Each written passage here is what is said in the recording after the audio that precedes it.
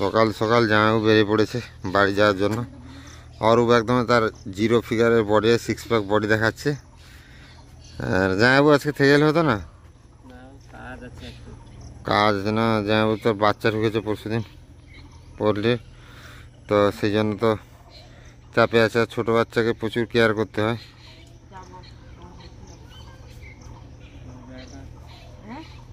বিয়ে বাড়িতে অবশ্যই যাবো।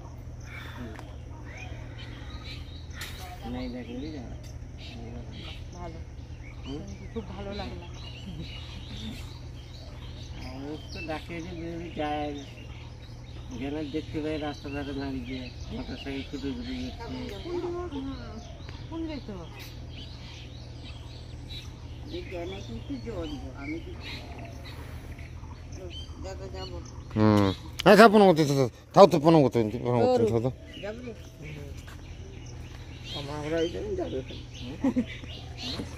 কি করে আসতে, কি করবেন জোরসে করবি তো? সেদিন কি হুলিটা দেখলানি? হুলি আরো সেদিন আছে। লিখে রাখা তো চলো ঘরের পাশে কি যায় তখন আসছি দাদা। সাবধানে যাবে গো।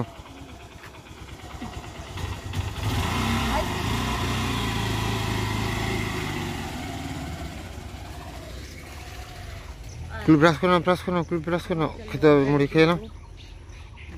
এই তোরা, আমি বলছি কি স্কুল পর্যন্ত হেঁটে হেঁটে যাবি না টোটো কেটে খেতে হবে এখানে? বল। আচ্ছা ঠিক আছে। এরাও সবাই বাড়ি চলে যাবে, সাক্ষী, কুলকুলি, অরূপ। তোরা আবার চলে আসবি? সাক্ষী আসবি রে আবার? কুলকুলি আবার আসবি?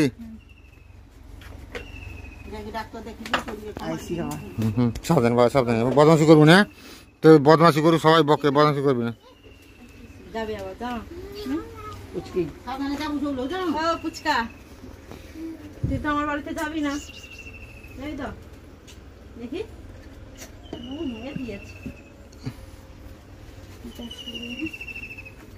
ডাক্তার দেখিবি, দেখি।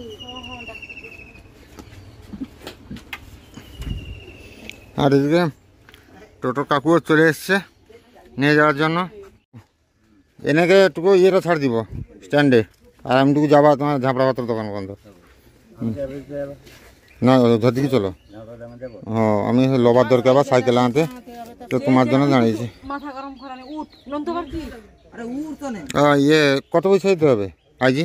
আজ তো দিনের পরে মোটামুটি একটা সাইকেলটাকে মনের মতো সারানো হলো, কারণ স্পোকগুলো লাগানো হয়েছে 12 কেজি স্পোক। আশা করি আর পিছনের চাকা যে টাল হওয়ার থাকে ওগুলো আর থাকবে না। দেখা যাক ভবিষ্যতে কি হয়। আবার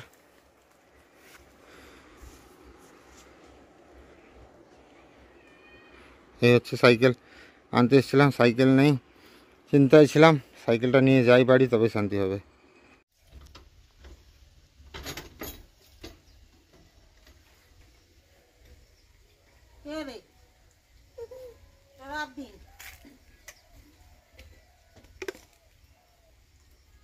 গলি পাইছো তারা বাসন মাজা হয় ভাই, তাও আগে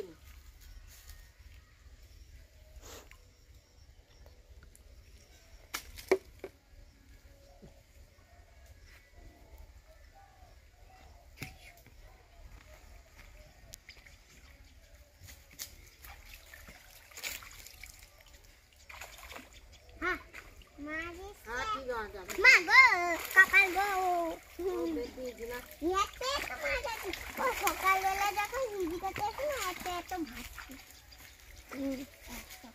উপরে মাছ আছে। কোনটা নিয়ে? হ্যাঁ এটা কি গো? ডুগডুগি। এটা ডুগডুগি বাজাবো। ডুগডুগি বানিয়ে দিয়েছে।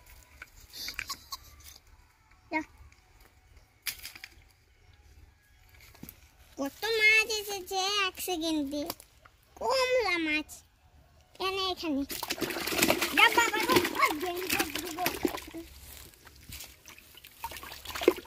সব জল পড়ে গেল।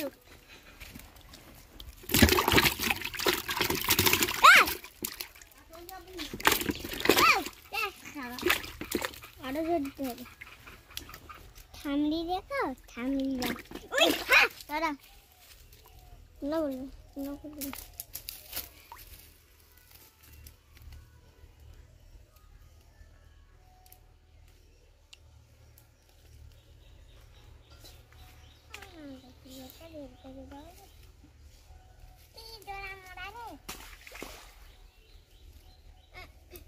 আচ্ছা স্যার আমাকে দে, এটা দি।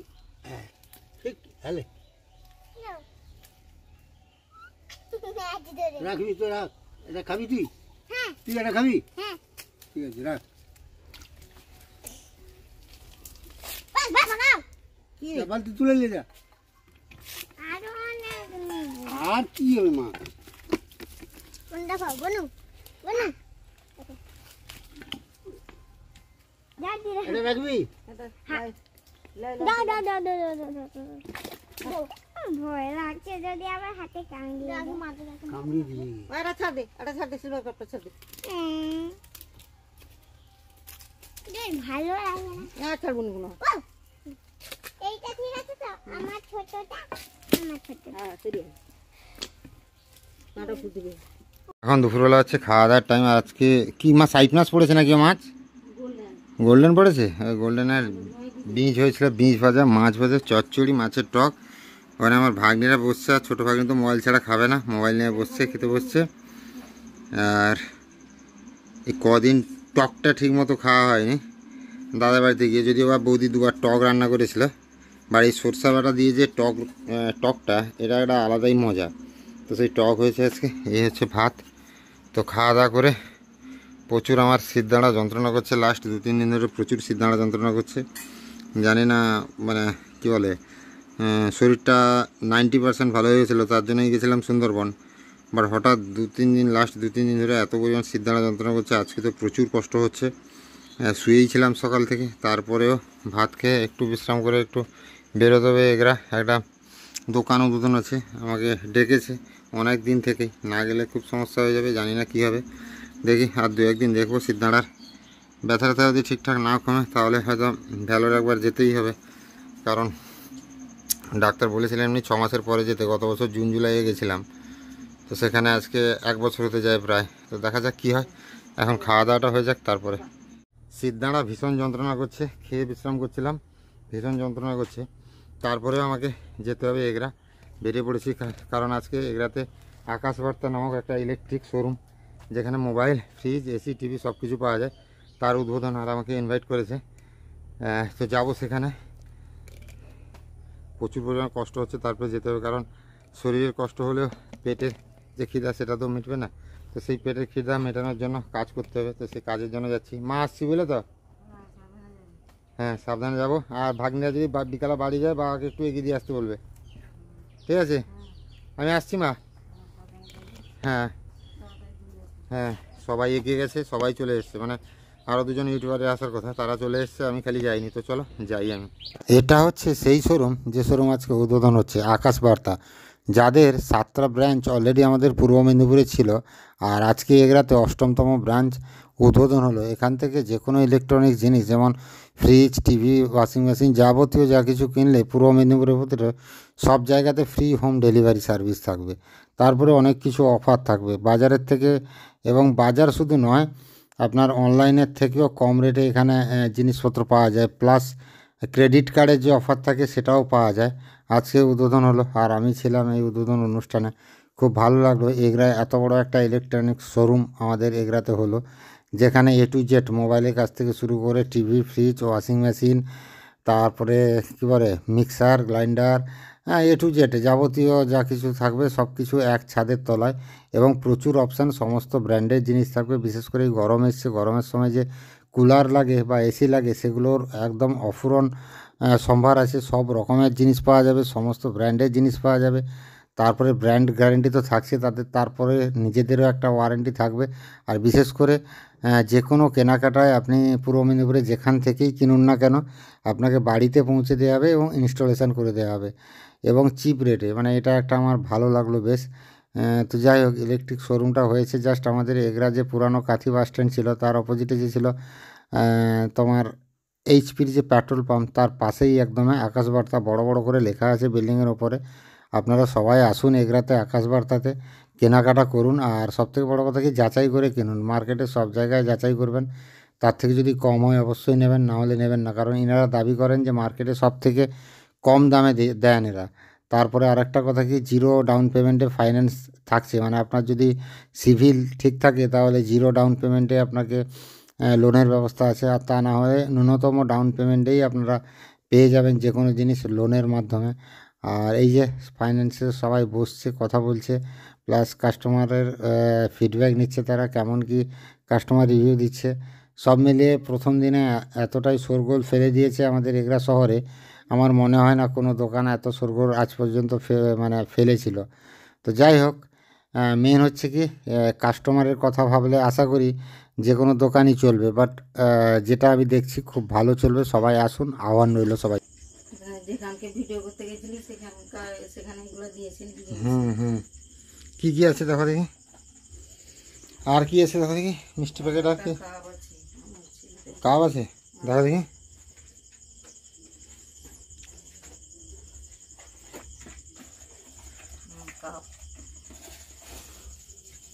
ও আকাশ বার্তার লোগো লাগানো কাপ, একদম বড় কাপ। ও মা, শীতনাড়ার যন্ত্রণা তো ভীষণ হচ্ছে, কী করবো বলো তো। সৌমেনকে ফোন করছিলাম, সৌমেন বলছে সুদীপদা চলো ভ্যালোর, চলো ভ্যালোর ডাক্তার দেখিয়ে আসবে। দেখ কী করবো বলো তো। যেতে হবে, কেননা উপরে তো কিছু বুঝতে পারা যাচ্ছে না ভিতরে যদি যন্ত্রণা হয়। আজকে তো 8-10 দিন হয়ে গেল। মঙ্গলবার বা রাতে, বুধবার রাতে না, বুধবার রাতে হয়েছিল মনে হয়।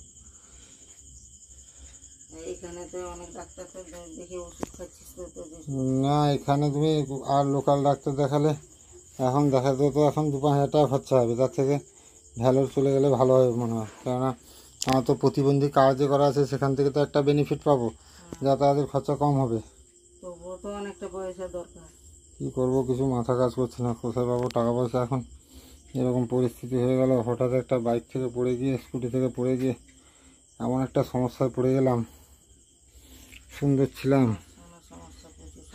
ছিলাম, কোনো অসুবিধা ছিল না, হঠাৎ যে কোথা থেকে কী হয়ে গেল কিছু বুঝতে পারছি না। ব্যথার ওষুধ খাস নি নাকি? খেয়েছি তো 3বার না 4বার খেয়ে নিলাম আজকে ব্যথার ওষুধ। তাহলে আর খাস এই ভিডিও শ্যুট করতে গেছিলাম, কী যন্ত্রণা, কী কষ্ট করেছি সে ভগবান ছাড়া কেউ জানে না। আর খাওয়া দাওয়ার কী ব্যবস্থা করেছো? খাওয়া মুড়ি খেয়ে না একটু ঠিক। কেন আর কি? গরমের জন্য জল ঢালা পান্ত করেছিলাম, পান্তা খাওয়াতে। না পান্তা টান্তা খাবো না, আমি এক মুঠা মুড়ি খেয়ে নেবো। এখানে বসে খাবি না চেয়ারে খাবি? না টেবিলে বসবো, এতগুলা কম করে মুড়ি দাও, একটু ওষুধ খাবো, শুয়ে যাবো। যাই হোক, প্রচুর কষ্ট হচ্ছে, ভীষণ যন্ত্রণা হচ্ছে শীতনাড়া। তো সবাই একটু প্রে করুন, প্রার্থনা করুন যাতে আপাতত শীতনাড়ার ব্যথাটা কমে যায়, বা কোনো কিছু বিশেষ কিছু যেন না হয়ে থাকে। যাবো ভেলোর সিদ্ধান্ত নিয়েছি। আবার ডাক্তারের অ্যাপয়েন্টমেন্টের জন্য মেল পাঠাতে হবে, জন্মথিউ স্যারের অ্যাপয়েন্টমেন্টের জন্য। তো মেল পাঠাই, ডাক্তার হচ্ছে কী রেজাল্ট আসে, কী বলে জানাবো সব কিছু। আর জানি না কীভাবে টাকা পয়সার ব্যবস্থা করব। ভ্যালোর তো যেতে হবে, যাওয়া মানে এখন 25-30 হাজার টাকা কোনো ব্যাপার নেই, খরচা হবে। তো কী হয় দেখা যাক। কিছু চেক আপ টেক আপ করবেন না ডাক্তারবাবু? যাই হোক, একটু খেয়ে শুলে দেখি যন্ত্রণা একটু কমে নাকি।